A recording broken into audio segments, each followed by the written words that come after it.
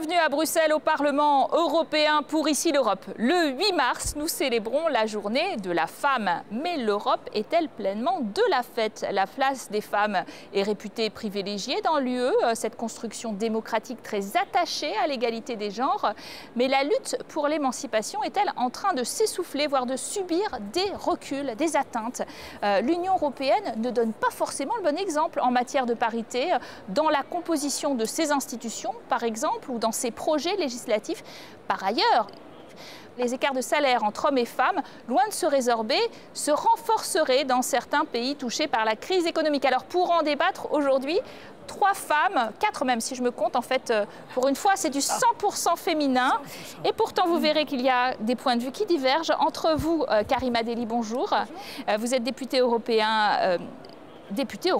Voilà, on va féminiser aujourd'hui pour le groupe des Verts. Et vous êtes en compagnie aujourd'hui d'Inès Ayala Sanders, députée européenne pour les Espagnols socialistes. Anna Záborská, bonjour. Députée européenne slovaque du Parti populaire européen. Et vous étiez l'ancienne présidente de la fameuse Commission des droits de la femme, qui est un référent dans ce Parlement. Alors, on va quand même commencer par faire les comptes de l'Union européenne. Toujours 9 femmes dans la Commission Juncker sur 28. Il était impossible apparemment d'en trouver plus. C'est pas qu'il était impossible d'en trouver plus, c'est-à-dire que les États n'ont pas joué le jeu. Et là, on a un véritable problème parce qu'on attendait justement de la Commission Juncker qu'on applique ce que nous défendons dans les textes, c'est-à-dire l'égalité entre les hommes et les femmes. Et on voit bien qu'aujourd'hui, que la Commission Juncker a 9 femmes sur 28, ça veut dire qu'il faut changer le processus. Et donc, nous, ce qu'on demandait, les écologistes, c'est que chaque État propose une femme candidate, mais également un candidat. Comme ça, on aurait pu rééquilibrer. Ça, c'est la première chose. Au sein de ce Parlement européen, chers collègues, on le sait bien, on est peut-être 36%, ce qui est un bon chiffre par rapport à nos États nationaux, voilà, même si on est très loin des Finlandais qui, eux, sont 45% de femmes, voire les Suédois, c'est 46%. Mais le problème que nous avons, c'est à l'intérieur même de nos institutions, les postes de pouvoir. Par exemple, les présidences de commission, la présidence de ce Parlement, aujourd'hui, on a vraiment l'impression que les femmes ne sont pas à leur juste titre dans les postes de pouvoir. Le luxembourgeois, qui est le patron de la Commission. Je pense qu'elle n'a pas une chef de délégation. Le groupe, oui, vous avez les deux, mais pas la délégation. Les écologistes, on est paritaires, c'est-à-dire que, par exemple, notre présidence, notre présidence de groupe, elle est paritaire, c'est Rebecca Harms et Philippe Lamberts, voilà. Alors, effectivement, quand on regarde cette commission de près, on voit qu'il a nommé 3 vice-présidentes, etc., mais on est toujours à 9 femmes. Qu'est-ce qui se passe? Et aux échelons en dessous, c'est encore pire. C'est-à-dire que quand on regarde l'ensemble des institutions et les postes de pouvoir vraiment décisionnels, Kristalina Georgieva, que vous voyez, qui est en charge justement de cette égalité homme-femme, a promis que 40% des postes de responsabilité au sein de la Commission seraient occupés par des femmes d'ici la fin de son mandat en 2019, et on est très loin du compte. Bon, justement, mais c'est son, comment dire, son engagement dans la commission contrôle budgétaire et budget, là où elle a aussi la responsabilité que le président lui a donnée pour le staff. Justement, c'est ça son engagement. Et bon, nous, le Parlement, on est ici pour lui rappeler à mi-terme et à la fin, justement, et pour lui donner aussi. Il faut aussi dire qu'il faut lui donner les instruments pour qu'il puisse le faire. Parce que parfois, ce n'est pas seulement une commissaire dans le collège qui peut faire le tout. Il faut que tous les collèges soient aussi féministes. En politique, c'est tellement dur, Madame Záborská.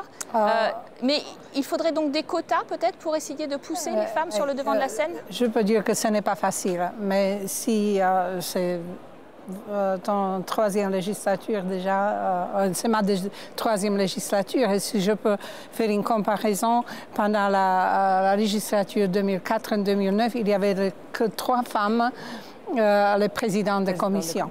Oui, c'était moi comme Slovaque, c'était une Italienne et encore Madame Pervenche Berès. Oui. Alors, petit à petit, la situation s'améliore. Est-ce qu'il faut pousser les choses alors par des quotas en politique? Moi, je ne suis pas favorable aux quotas parce que je pense qu'il faut surtout changer la façon de penser certains gens. Parce que je connais aussi les femmes qui préfèrent les hommes sur les postes de décision. Ce n'est pas la faute que des hommes. Et aussi, si on voit... moi, je préfère la qualification, les gens compétents sur leur place. Et si possible, essayer de faire aussi une candidature d'une femme. Par exemple, la Cour... Madame Dely, je vous vois réagir. Là. Non, mais moi, je dis, heureusement qu'il y a les quotas. S'il n'y avait pas les quotas, on n'aurait pas au moins 36% de femmes députées et eux. Et donc, il faut se dire une chose, c'est que la parité, par exemple, c'est un instrument incroyable pour faire que dans les partis politiques, on laisse des postes de responsabilité à des femmes. Parce que souvent, on ne leur laisse pas de postes à responsabilité, tout simplement parce qu'on considère que les femmes ne sont pas légitimes en politique. Et c'est ça qu'il faut montrer. À quel niveau, parce que vous avez parlé de compétences, les hommes comme les femmes, aujourd'hui, en termes de politique, les femmes ont autant de compétences que les hommes. Il y en a un peu ras-le-bol, moi je le dis dans ce Parlement, il y en a ras-le-bol que nous devons toujours faire nos preuves pour essayer d'avoir des postes à responsabilité. Non, aujourd'hui, il faut entrer dans la culture le fait que l'égalité entre les hommes et les femmes, ce n'est pas juste des paroles, il faut les mettre en acte. Juste une petite remarque, ce n'est pas que la question des hommes. Il y a aussi des femmes qui ne veulent pas être élues ou placées sur les postes à cause des quotas. Parce que... C'est vrai que parfois on les décourage. Oui, c'est pour ça que la quota, c'est l'instrument qui oblige aux hommes, mais aussi aux femmes, à se qualifier et à se rechercher pour être dans les postes. C'est un instrument. Nous ne disons pas que c'est l'objectif. L'objectif, c'est avoir la parité. Parce que le fait qu'il y a 35% seulement de femmes ne veut pas dire, et je suis sûre que vous ne vous pensez pas comme ça, qu'il y a seulement 35% de femmes capables. Pas du tout. Mais je crois qu'il faut changer aussi le système des partis politiques. Parce que certains partis politiques préfèrent payer des amendes que d'appliquer la loi sur la parité. Et c'est ça aussi le drame. Alors, avançons, progressons sur le sujet, si vous voulez bien. On ne les laisse pas payer. Ça veut dire que c'est par loi qu'il faut, en Espagne, c'est par loi qu'il faut la parité.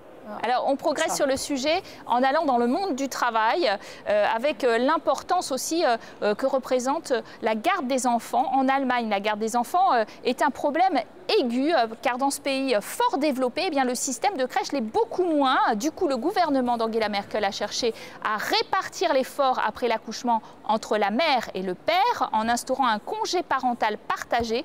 Reportage d'Anne Maillet.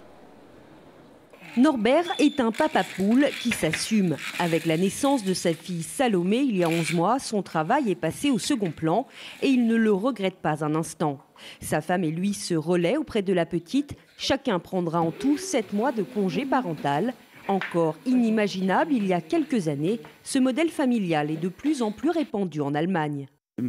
Beaucoup de choses ont changé à ce niveau-là dans notre entourage, parmi nos amis. Je n'y aurais pas cru il y a 20 ans de ça. Et sur la scène politique aussi, les choses changent énormément. Même ceux qui auparavant tenaient dur comme fer au modèle classique, la femme à la maison avec les enfants et le père au travail, sont devenus très discrets. Près de 30% des papas allemands prennent désormais un congé de paternité. Le résultat d'une politique familiale qui incite les pères à rester quelque temps au fourneau. Depuis 2007, les parents de nouveau-nés peuvent en effet profiter de 14 mois de congé. Dans les locaux de cette association qui milite pour que les pères assument pleinement leur rôle, ils sont de plus en plus nombreux à se jeter à l'eau. Les pères perçoivent 65% de leur salaire et ils savent que c'est pour une durée limitée. Pendant ces quelques mois en question, on gagne certes moins d'argent, mais l'on garde son emploi et on sait que l'on peut retrouver ensuite sa vie d'avant. Du coup, même les hommes politiques s'y mettent. Le ministre de l'économie et vice-chancelier Sigmar Gabriel a annoncé qu'il consacrerait tous ses mercredis après-midi à sa petite fille. Pour soutenir cette tendance, le gouvernement envisage même d'abaisser le temps de travail pour les parents de jeunes enfants. Car à long terme, que ce soit pour les papas ou les mamans, concilier vie de famille et travail est encore et toujours une gageure. Alors ça, c'est important aussi de répartir les tâches. C'est le partage des tâches qui a fait défaut.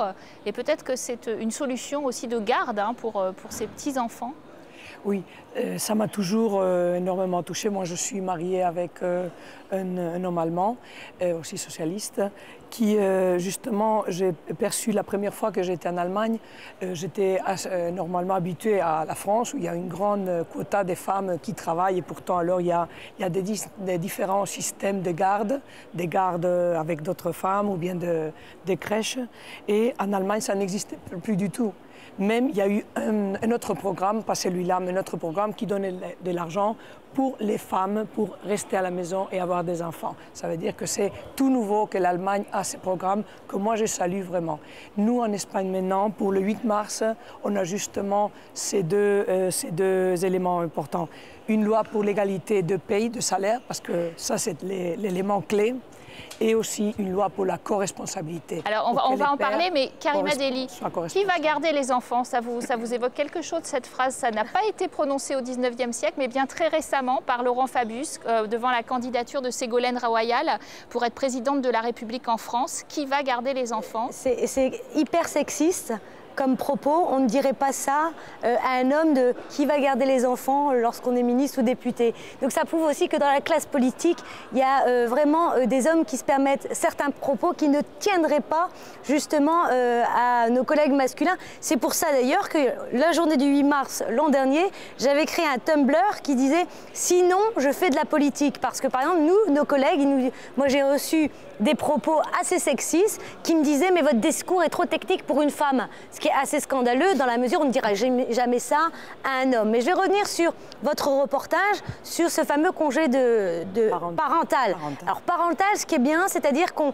voit avec son conjoint comment on peut moduler justement cette vie professionnelle et cette vie privée. Ça, c'est la première chose. Ce qui n'existe pas encore dans les pays du Nord, par exemple, c'est une référence. Parce qu'aujourd'hui, c'est plus une honte pour le père de ne pas prendre ce congé parental. La véritable plus-value de ce congé parental, c'est que les congés payés sont bien payés à 100%, notamment durant 14 mois. Après, ce sera dégressif. Et c'est véritablement un véritable levier pour les parents de dire on peut se permettre ça. Maintenant, le vrai combat, c'est l'harmonisation du congé parental au sein de l'Union européenne. Et ça, c'est pas gagné. Oui, mais juste une petite remarque pour le congé partagé.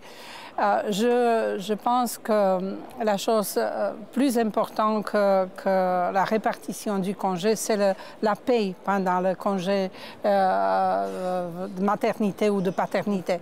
Parce que c'est souvent que, comme on a dit, il y a toujours le pay gap, les hommes gagnent beaucoup plus que les femmes. Et ce sont les femmes qui s'occupe des enfants parce que la famille perd moins si c'est la femme qui reste à la maison avec l'enfant.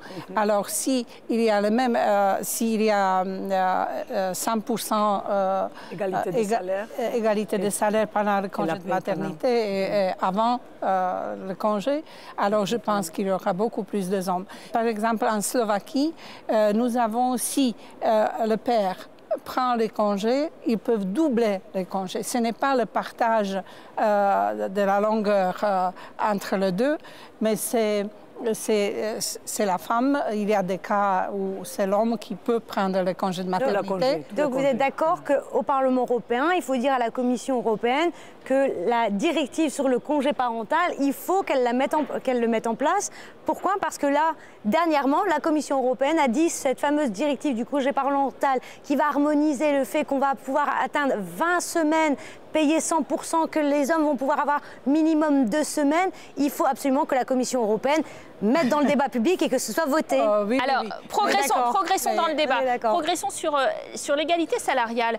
Il y a eu une étude justement en Espagne, dans votre pays, qui a été faite auprès des femmes espagnoles. Donc l'UGT, un syndicat, donc voilà, il fait de bonnes choses, c'est ça. A noté que 24%, c'est 24% de moins que gagnent les femmes par rapport aux hommes, et ça a augmenté considérablement à l'occasion de la crise économique, où il y a eu de nombreuses coupes budgétaires. Tout à fait. Parce que les femmes, là, en Espagne, mais pas seulement en Espagne, en général en Europe, il faut le dire, parce que la crise d'une certaine façon ou de l'autre, avec l'austérité et les économies en général, ils ont fait premièrement qu'on coupe tous les services publics, là où il y a justement les services qui aident les femmes et qui sont aussi là où les femmes sont plus présentes professionnellement. Et deuxièmement, il a aussi, un deuxième élément, c'était j'ai été hors du marché justement parce que avec la crise, on a fait des restructurations brutales d'entreprises dont les femmes qui étaient ou à l'éducation, ou à la santé, ou dans les services sociaux ont été virées directement. Et d'autre part, ils ont perdu ce service qui les aidait à être présents au lieu du travail. Et puis, alors, ça a été vraiment on un disait, carnage.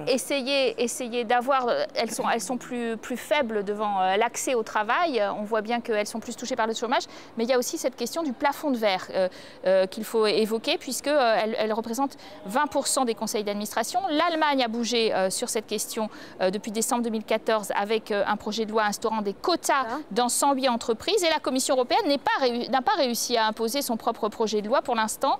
Elle espère peut-être justement initier 40% dans les conseils d'administration d'ici 2020. Encore faut-il que les États membres soient d'accord. Et on voit aujourd'hui de plus en plus de réticence des États membres parce que même 40% qui dépassent 50%, ils ne sont pas d'accord. Donc ça, il va falloir que nous, Parlement européen, portions cette directive et que ce soit appliqué très rapidement. Juste une petite remarque. Avec cette directive et avec la résolution législative que le Parlement a adoptée avec une large majorité, j'ai un petit problème. Parce qu'il s'agit des administrations non exécutives des sociétés cotées dans la bourse. Alors pourquoi? C'est le premier échelon. Oui, et même pour le premier échelon. Déjà la proposition n'est pas égalité. Parce que pourquoi les femmes peuvent avoir 40% dans des administrations non exécutives et les hommes non. Alors peut-être parce qu'ils n'ont pas le parental à 20 mois, peut-être parce qu'il n'y a pas les quotas. Non, mais est-ce que vous avez on voit que le débat continue, en tout cas sur notre plateau, et il va continuer tout au cours de l'année. Merci à vous de l'avoir suivi. Vous restez en notre compagnie. Pour la seconde partie, nous allons recevoir notre grand invité que je vous laisse découvrir en images. À tout de suite, juste après la pause.